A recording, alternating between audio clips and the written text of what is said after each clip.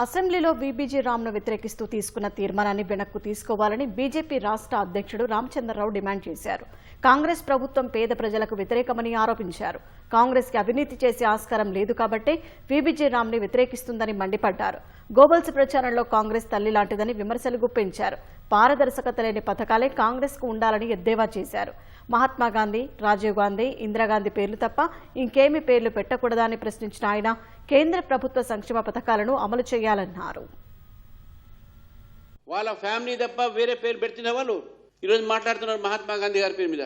Scheme మీరు implement చేయకపోతే తెలంగాణ రైతులు నష్టపోతారు. కనీసం ఈ యొక్క పథకమైన గ్రామీణ ప్రాంతంలో 125 రోజులు వారికి గ్రామీణ ప్రాంతంలో వారికి ఉపాధి పథకం ఏది ఉందో దీన్ని అమలు పరిచేయడానికి చేసే ప్రయత్నం చేయండి.